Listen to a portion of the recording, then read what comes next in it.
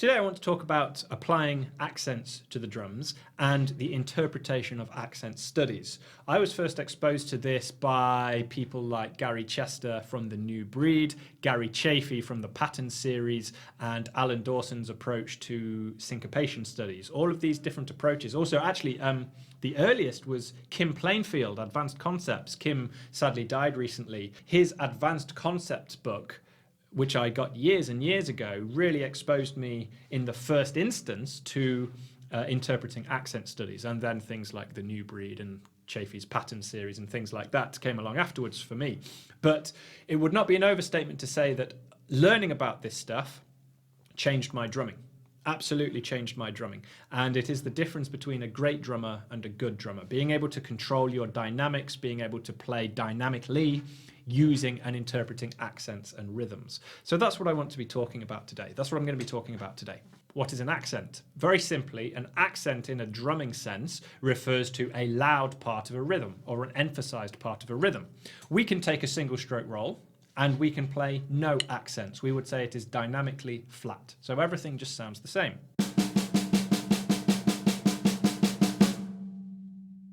We can take that same single stroke roll, keep the tempo the same, keep the rhythm the same, keep the patterns on the hands the same, the sticking the same, but by the application of accents, loud and quiet notes, we can drastically change what it sounds like.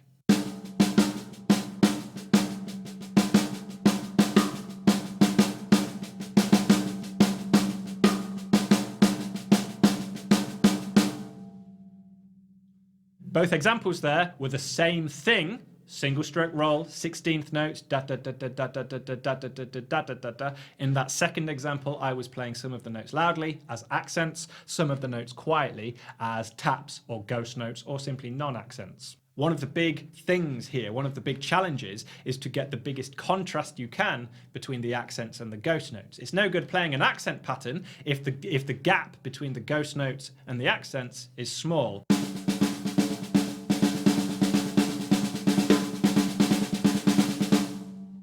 Okay, we can hear some accents in there, but they're not particularly clear. A good benchmark here is that a listener, or you yourself, should be able to hear very clearly the accent pattern such that you could hum it independently of the ghost notes. Ba, ba, ba, ba, ba.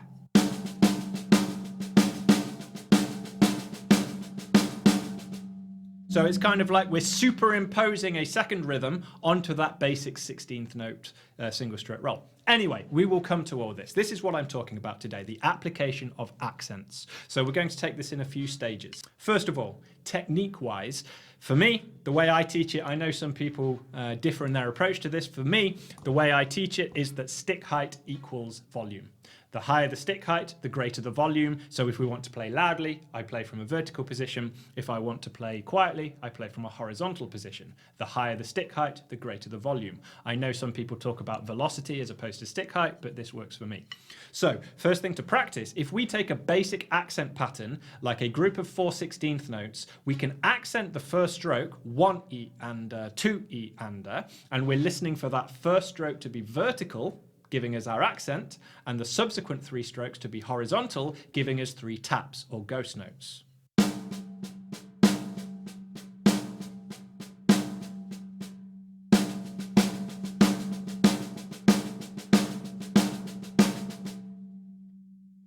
This presents a bit of a technical challenge if you're new to this sort of thing. There's a bit of control here where you're really paying attention to your stick heights, because what tends to happen is as you speed it up, those ghost notes start to creep up and up and up until they're no longer ghost notes, they are full-fledged strokes, and we lose that contrast between accent and ghost note. But I don't want to spend too long talking about technique today because I want to get to the application and interpretation of it. But it is well worth your time taking some simple accent studies and really getting used to the difference in stick heights. The best one I would recommend is Gary Chafee's Sticking Patterns book. This gives you a plethora of accent studies in every time signature, or I should say every subdivision. So there are accent studies in 8th notes, 8th note triplets, 16th notes, quintuplets, sextuplets, septuplets, and 32nd notes, and accent studies in all of those combined, which can get very, very difficult, very challenging. but very worth your while. So please do, if you're new to this, consider putting a lot of work into your sticking height practice to really get it so you can perform these accents without really having to think about it. Well worth your time. Now, I want to get onto the application and interpretation today. So we are going to stick with 16th notes for now. So everything we're going to be working on is on a 16th note rhythmic grid, a 16th note subdivision, 1E and 2E and 3E and 4E and I'm just keeping time there with the hi-hat so we can hear those 16th notes. Okay. From there, we want to take a simple accent pattern, right? And this is going to take the form of a rhythm based on a 16th note grid. So I'm going to put up a rhythm on the screen now. What we have here is a rhythm made up not entirely of 16th notes, but based on a 16th note grid. So this entire rhythm we can count as 16th notes, and when I do so, I will accent verbally where the accents would fall. 1E and 2E and 3E and 4E and 1E and 2E and 3E and 4E and 1E and 2E and 3E and 4E and.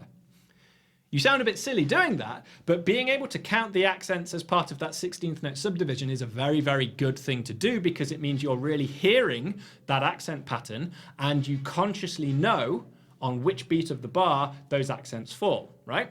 So even though it looks like a rather complicated rhythm if you're not used to this sort of thing, we're plotting it on the 16th note subdivision. So I'm counting all of the 16th notes, but I'm verbally accenting where those accents fall. The reason I keep glancing over here is because that's where the book is sitting to remind me of that accent pattern. 1E and 2E and 3E and 4E and. Now it starts to get a little bit tricky. We want to impose that rhythm onto our 16th note roll, right? So we're starting from this unaccented 16th note roll, and each one of these accents from our accent pattern we're going to play as a vertical stroke. 1E and 2E and 3E and 4E and. And if we've got that contrast big enough, we should be able to clearly hear our accent pattern sitting neatly on top of our unaccented single stroke roll. 3E and 4E and.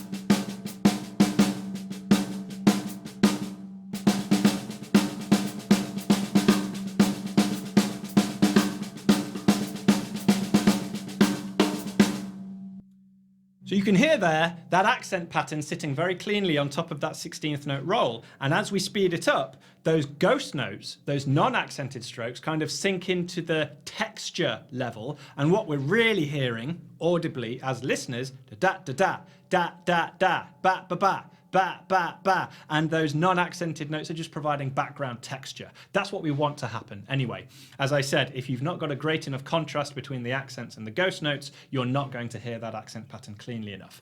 This is the first step, but I would suggest it is the most important, because everything we're about to do depends on you being able to cleanly voice those accents over the top of our single stroke roll, right? I should also stress that this step alone is a very, very good practice method when you take something like the Chaffee patterns or any accent or rhythmic study. It is a great skill to be able to read the entire study top to bottom, accenting every time you need to. Playing the entire study as accents in this manner is a great stage to get to. From here, there are a lot of really interesting interpretations, applications, additions we can make to make this start sounding really interesting.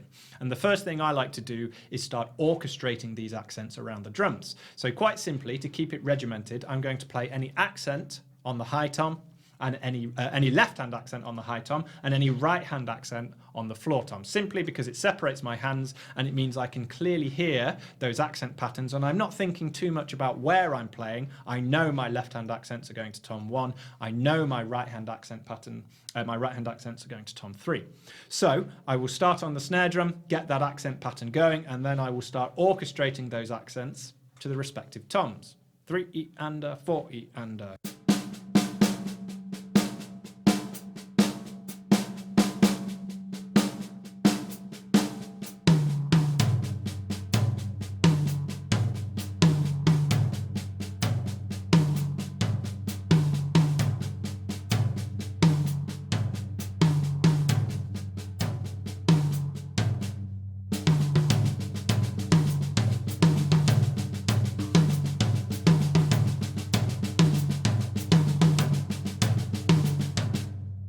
starts to sound really nice. Okay, we've got this melody occurring across the toms, and again, that snare drum is just filling in the gaps. We also need to pay attention to the contrast here again. I know I keep banging on about it, but it is very, very important. Essentially, we want the audience just to hear this tom melody, right? And that, again, that snare drum is just blending into the background. So we want people to be hearing this.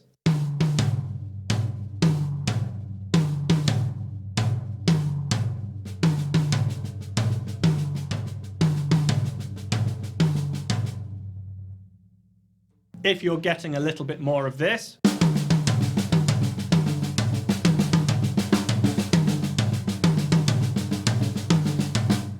that's cool.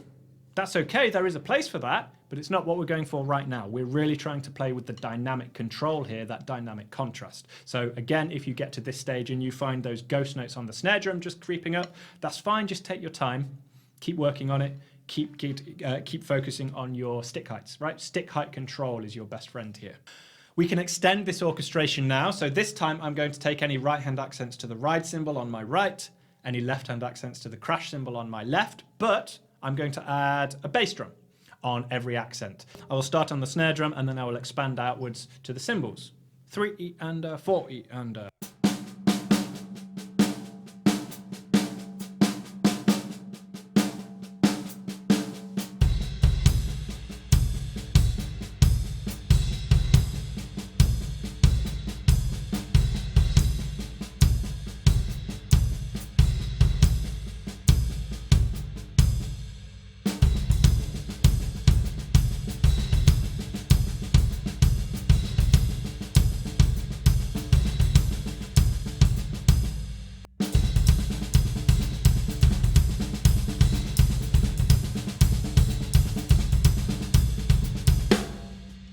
So now we arrive at a really interesting place that's really fun to get to, because we've got this accent pattern that we can voice on the snare drum, we can voice it around the toms, or we can take it to the cymbals. We've got 3, essentially, orchestration options. There are others, of course, but I'm just going to focus for now. We've got 3 orchestration options: accents on the snare, accents on the toms, or accents on the cymbals.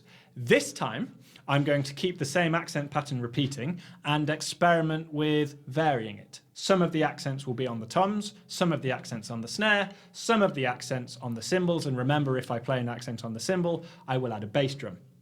If I do play the accents on the toms, this time I'm going to start varying the toms as well, so I'm going to break away from just having right-hand tom 3, left-hand tom 1, and I'm going to start moving around the whole kit this time. But essentially, conceptually, I'm thinking accents on the snare, accents on the toms, or accents on the cymbals. Everything else, remember, is unaccented, low horizontal strokes on the snare drum. 3E and 4E and...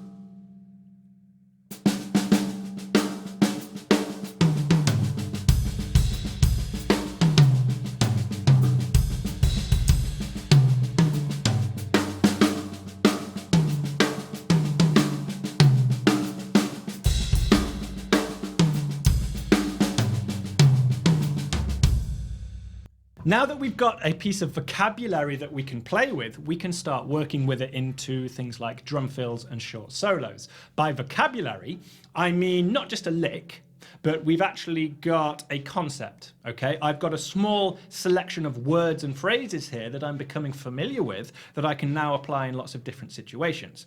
The difference being a lick would be very, very specific. Right hand here, right, left, kick, kick, or whatever it may be. A lick is very specific. Whereas a piece of vocabulary, you can mold it, you can vary it, you've got some conceptual rules rather than just one specific pattern. So this time, let's try using it as a 1-bar drum fill coming out of a sort of simple rock or funk groove.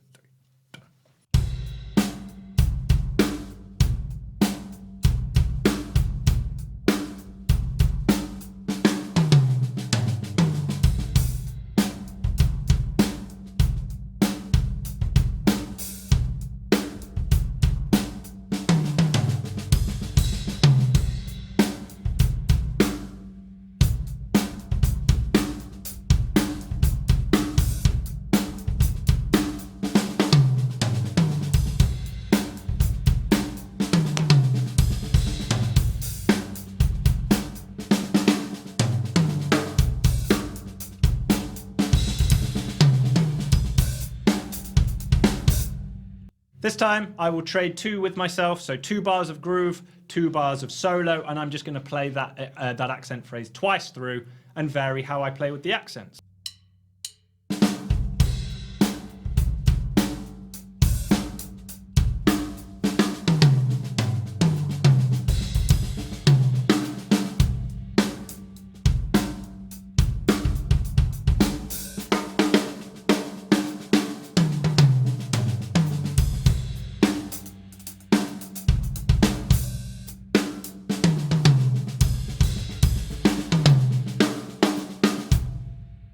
You can hopefully start to hear how it really starts opening up this really free, fluid, flowing way of playing the drums. Our fills are becoming rhythmic. They are becoming melodic if we take this around the drums. And this is where it starts to get quite high level in terms of the mental approach as well. We can really start playing for the music because our accent rhythms that we choose can be taken directly from the song or the piece of music we are playing.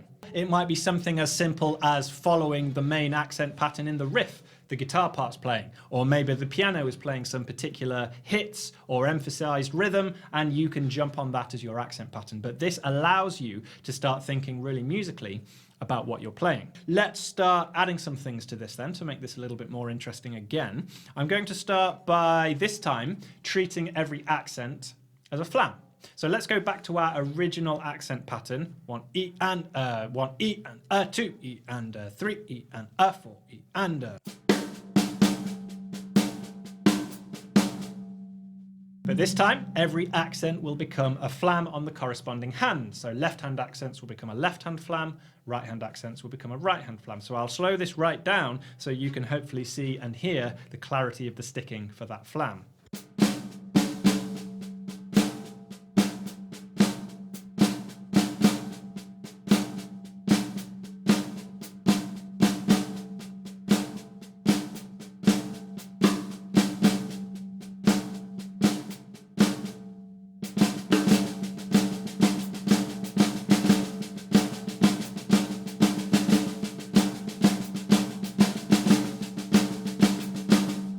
Starts to sound quite nice, right? It starts to get this military vibe, this marching vibe going on. So now we can expand that orchestration outwards again to utilize the toms, and we can play what's called a split flam. So rather than playing the accent with both hands on the tom playing the flam, the low stroke of the flam is going to stay on the snare drum. So the right hand accent, the right hand moves to the tom, the left hand stays on the snare drum. Vice versa for any left-hand accent. So the left hand is on the tom, the right hand low stroke stays on the snare. Those split flams really give a lot of depth to what you're playing, right? So that same accent pattern, I'll do it once without the flams and then with the flams so you can hear the difference.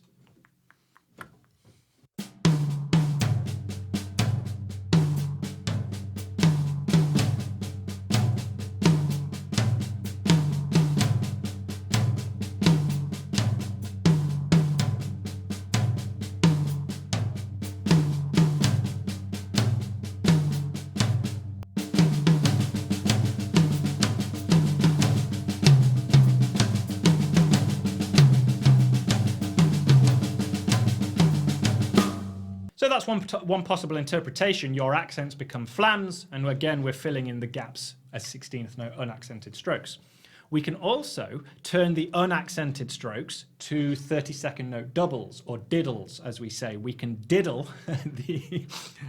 we can double up, we can diddle the unaccented strokes. So if we have an accent on the one E and 2 E and E and becomes E and twice the speed of the accent.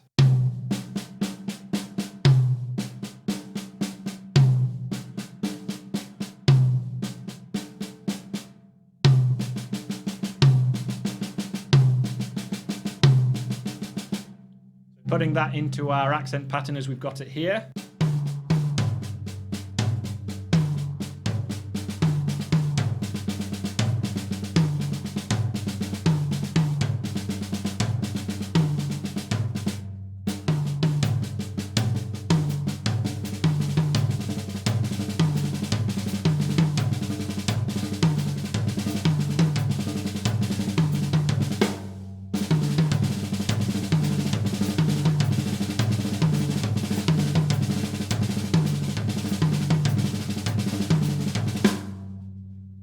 We start to get quite a powerful effect occurring here that really allows you to fill out the gaps in between those accents. We've arrived at quite a fun stage here. If we go back to where we started and work through it, we started with an unaccented single stroke roll. We then accented a rhythmic pattern. We then orchestrated those accents on the snare drum, across the toms, or to the cymbals adding bass drums.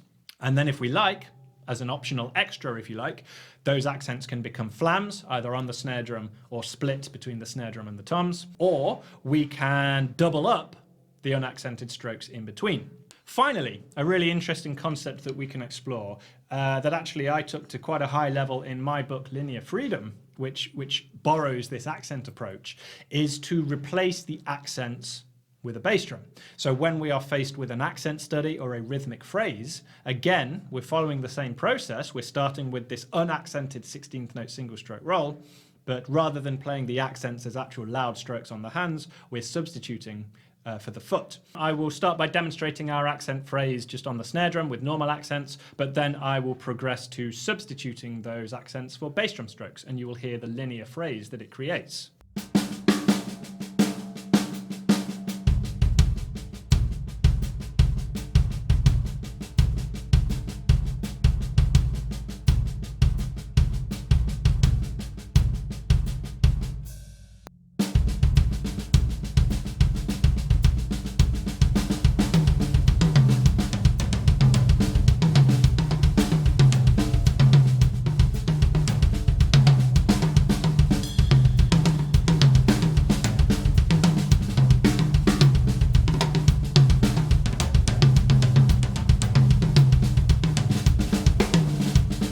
But to finish off, I'm just going to improvise using accent-based phrases, dynamic playing.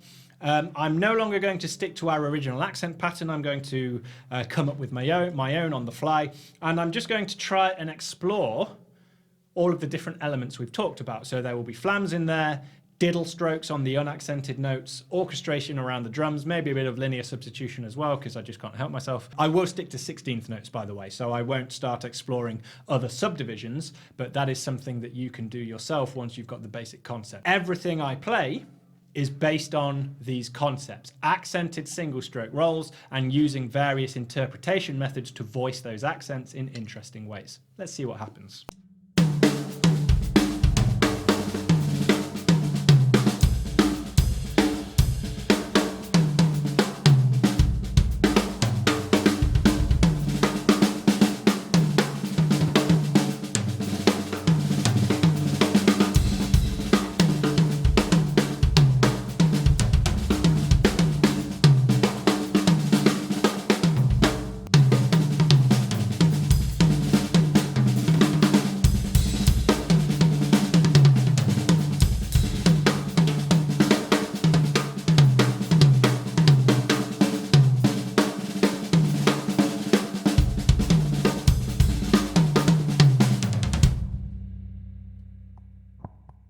So you can start to have a lot of fun with this stuff, and essentially we're playing a fancy version of a single stroke roll, moving around the drums, but we're thinking not about the single strokes, we're thinking about the accents.